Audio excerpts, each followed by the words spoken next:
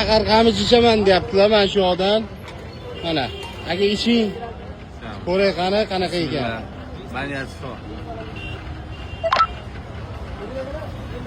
Shu salnik degan narsa mashinalarda bo'ladi-da. Shu narsa odamda ham bo'lishi mumkin. O'sha urib qolmasin. Kontent olishimiz kerak. Ichasizmi? Yo'q, men tualet qidirmoqchi emasman aka. Zo'r. Zo'r ekanmi? Oxirigacha aka. Yo, bittada icha olmayman. Buni berib qo'yay. Xullas. Yaxshi.